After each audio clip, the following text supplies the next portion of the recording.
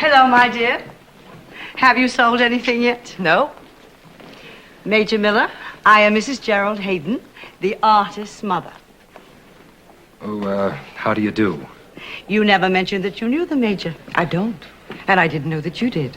I read the papers. There was a parade given in his honor last week. Oh? And next week he goes to Washington to receive the Congressional Medal of Honor from the President. Indeed. He is a hero, my dear. Not to me. He didn't like my spirit of death. I quite agree with you. Major, did you ever know that your father served in my husband's company in the First World War? No, I didn't. But that's nice to know. That sort of makes us related.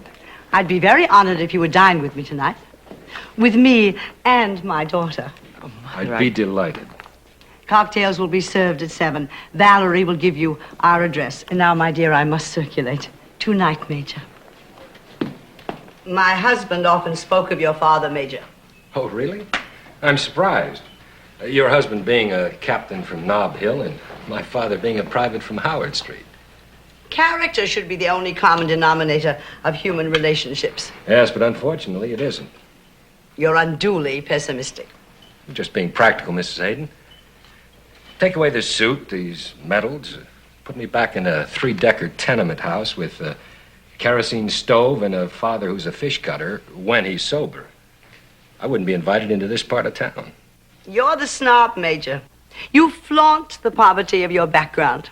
I don't mean to. It's a fact. And a strong incentive. Bullseye. You're being very quiet this evening, Valerie. Sorry. I guess my mind is still on the Archer. Well, shall we go in and have coffee?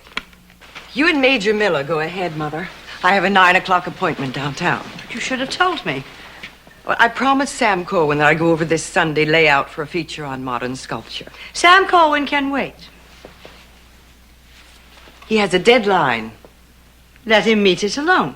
Mother, you're ridiculous. Look, now, don't worry about me. I'm due back at Hamilton Field later anyway. I can drop you off if you'd like me to. But there's no need to. Well, I'm using an Army car. I thought I might save you a few gas stamps. All right. It'll just take me a minute to change.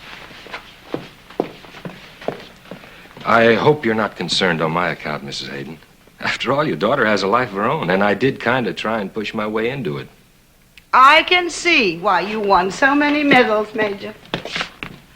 I've heard you were a very promising young architect before you went into the service. Yes, I wanted to be a builder, but right now it seems I'm in the wrecking business.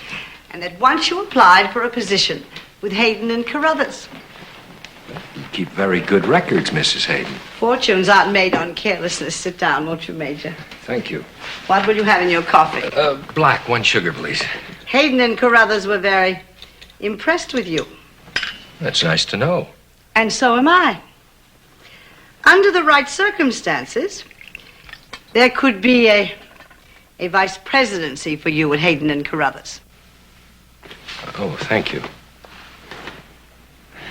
Mrs. Hayden, between graduation and the Air Corps, I didn't hold a single job, much less an executive position. Nevertheless, I own the company, and I repeat the offer. You said under the right circumstances. What are they? That you become my son-in-law.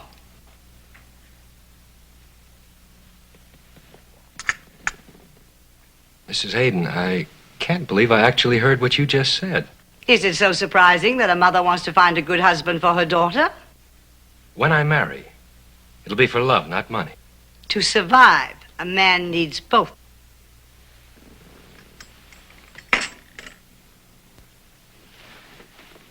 It's incredible. Trying to sell your daughter. I don't believe it. Nobody that lovely needs to be sold. You are a romantic, Major Miller. No, Mrs. Hayden. Just an amateur. You see, I've never made love for money. I wouldn't know how. If you were younger, I'd turn you over my unrefined knee and spank your aristocratic behind. You know, I'd almost like to be your son-in-law just so I could be around here every day to tell you what I think of you. Good night.